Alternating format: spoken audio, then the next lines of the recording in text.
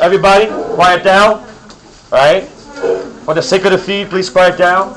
All right, so first of all, speciation rates. Let's talk about that. That is how quickly a species evolves.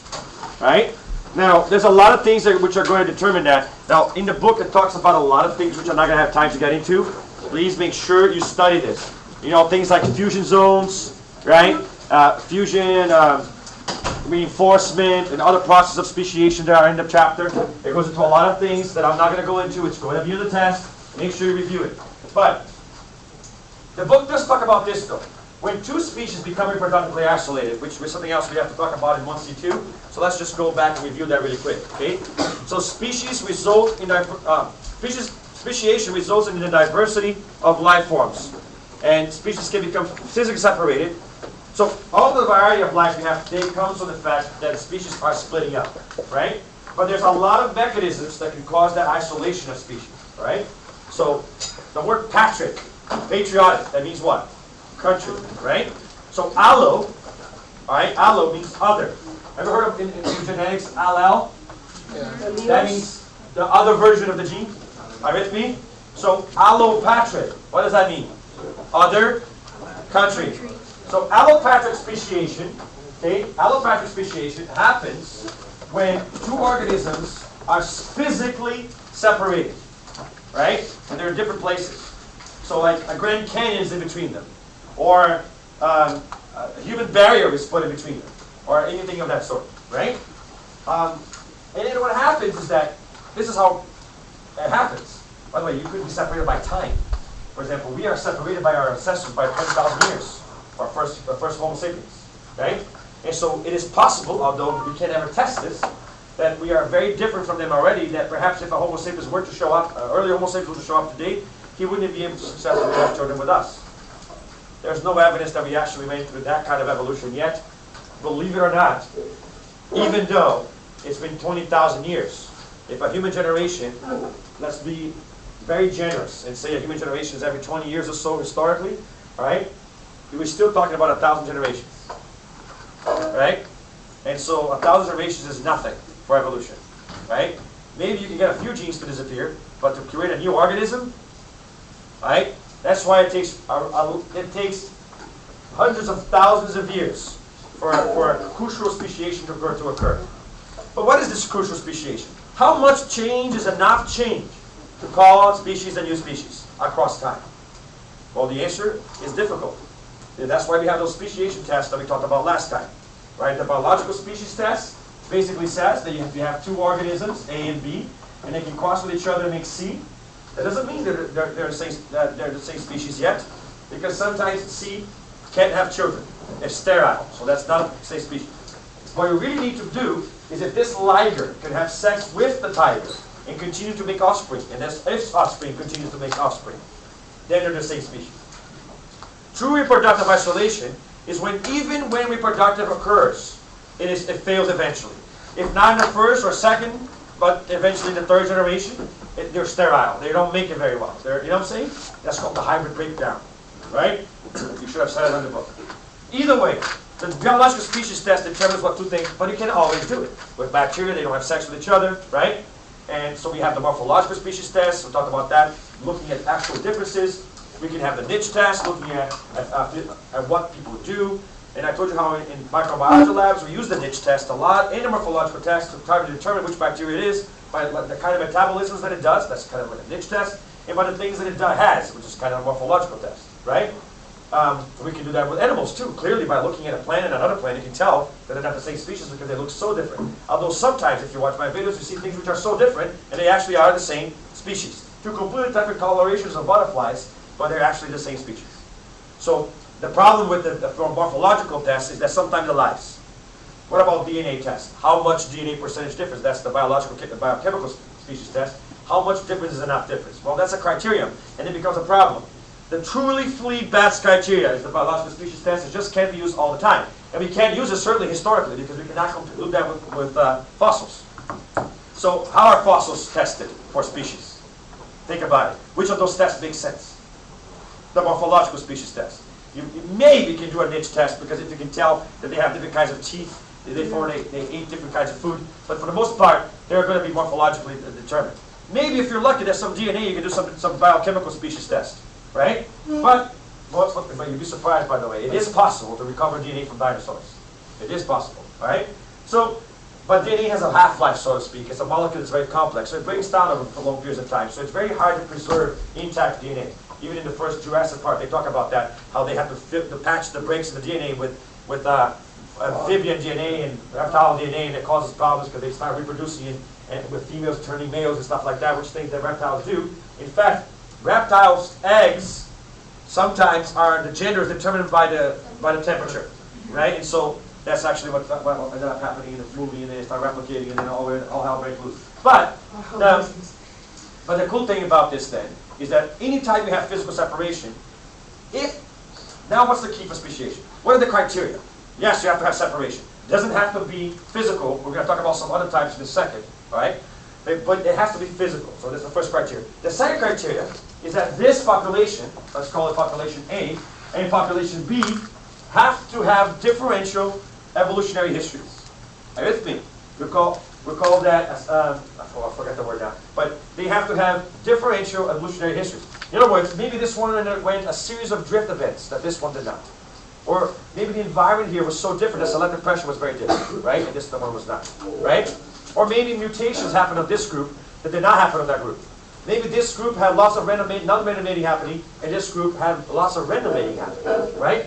Maybe on this group the population got small because of volcanic eruption and it caused drift events. Maybe that group did not, right?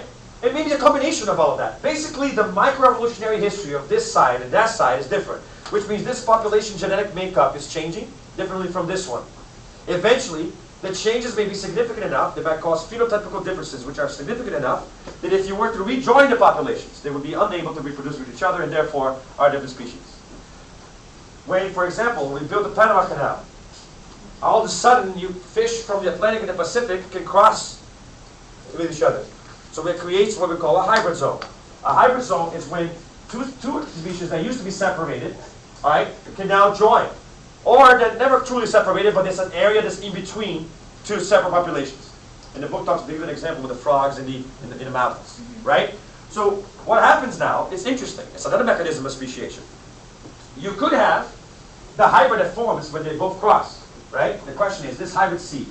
If hybrid seed, right, only survives in this hybrid environment, a little in-between zone, what ends up happening is that he forms a third species form. So, provided with, they can't have sex with each other, right? So it can have sex only with C's, but not with A's or with B's. That's a third species. Are you with me? Mm-hmm. If it is just an organism that actually can't have sex with either of them, that just proves that A and B are still the same species, even though they've been separated for so long. Are you with me? But if C creates a new hybrid that survives, but can't really have sex with A or with B, but survives and does well and thrives in this environment, you get a new species. That's called fusion, right? It's called fusion. Now, or reinforcement, actually. It's called reinforcement. It's called reinforcement. It keeps happening, right? The hybrids keep being made and passed on. So you can make the hybrid either by crossing the parents or actually by hybrids crossing with each other. And that becomes a new species. So there's evidence that we are an example of reinforcement. Because there was a hybrid zone between Neanderthals and Homo sapiens in Europe 220,000 years ago. And there are Neanderthal genes for sure among Caucasians, right? Which means we are basically a hybrid species now. And now there's been so much interbreeding between Caucasians and other groups that those genes are all around us, right? So you can think of us as a hybrid species. Are you with me? Theoretically, maybe you could even call us not really Homo sapiens anymore because we're hybridized with them. Are you with me?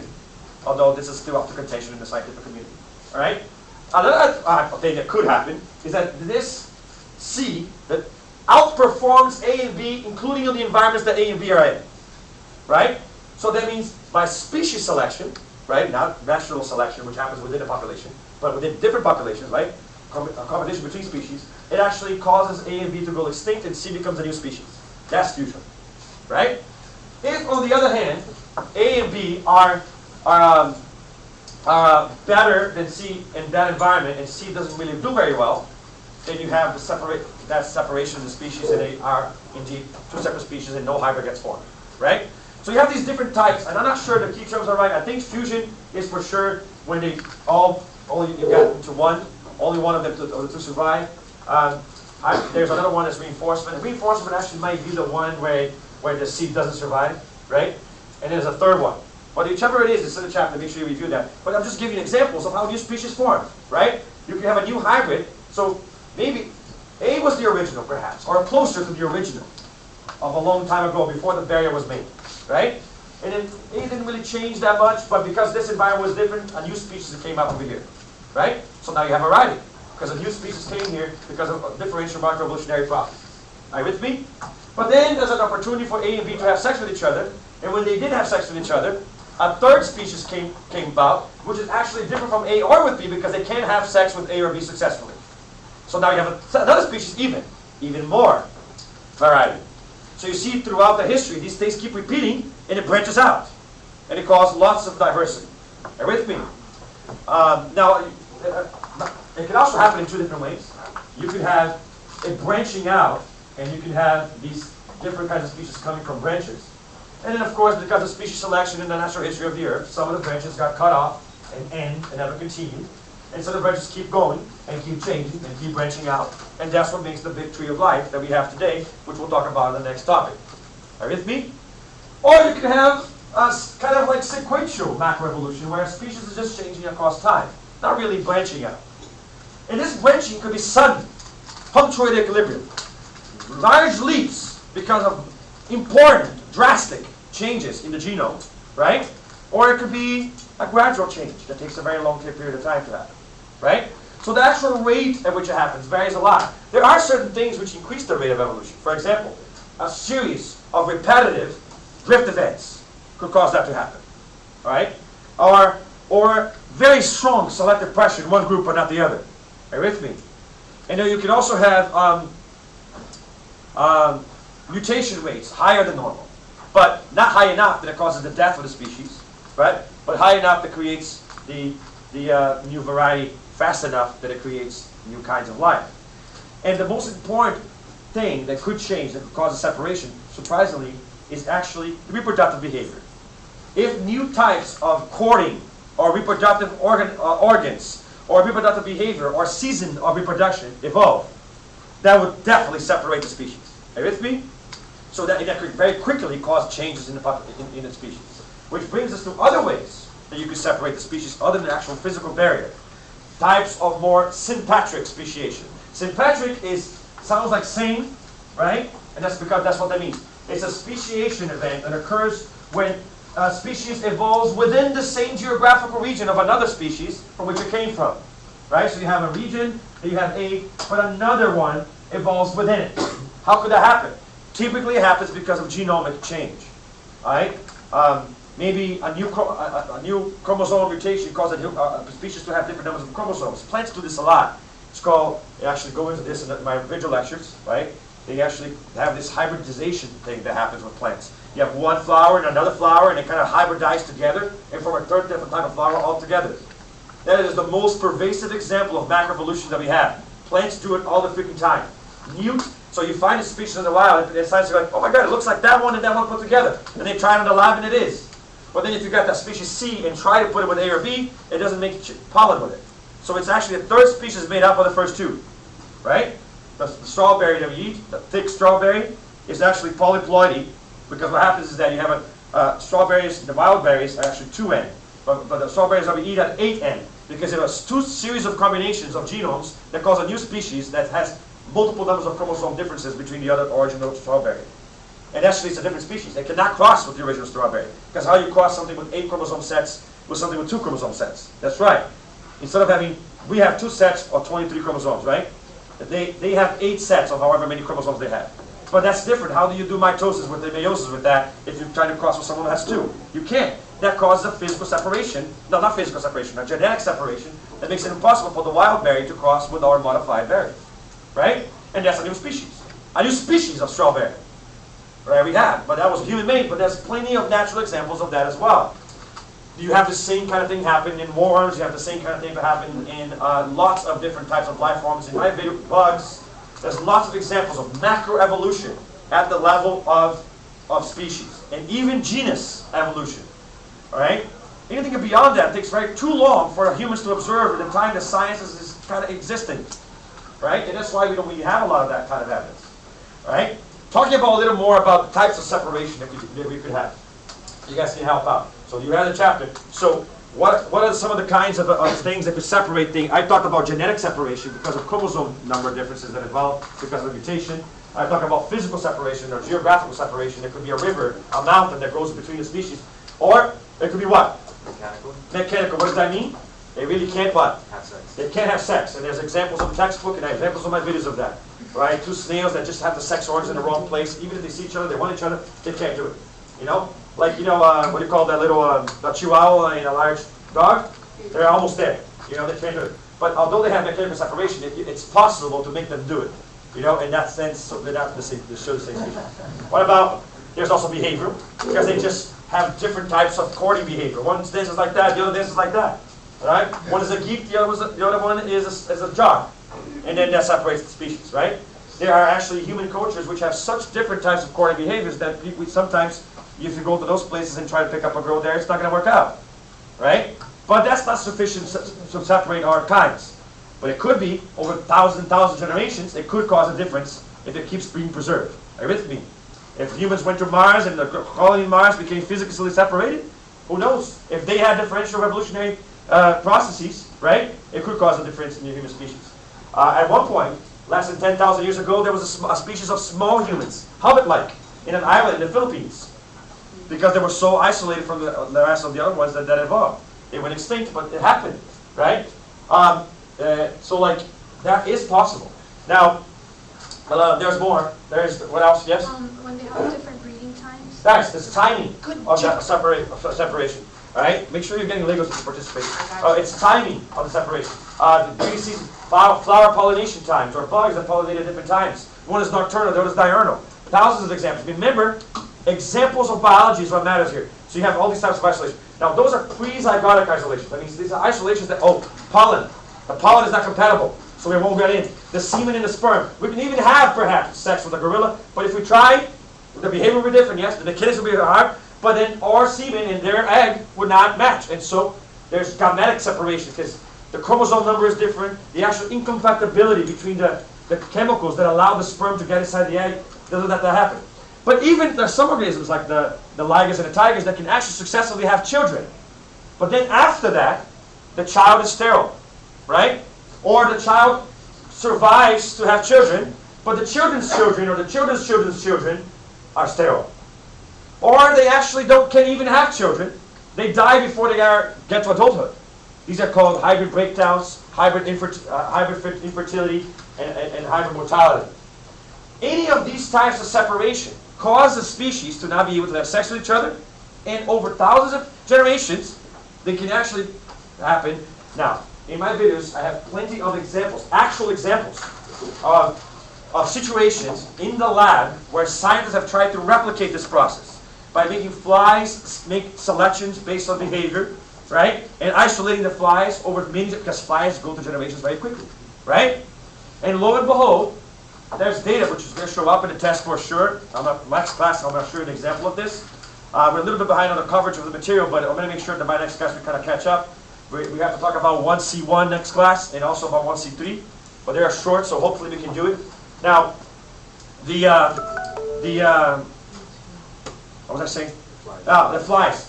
There's evidence that shows that when the flies are given the opportunity after the experiment to actually have sex with each other, they choose not to. Right? Even though they are used to come from the same time, only a mere 100 generations later, because of the development of mutations that led to changes in the reproductive behavior of the flies, right?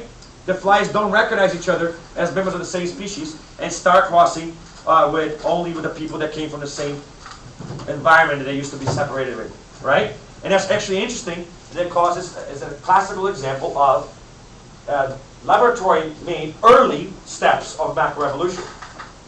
There's an actual classic, I love this one because it really puts a nail in the coffin, anybody that doesn't believe it.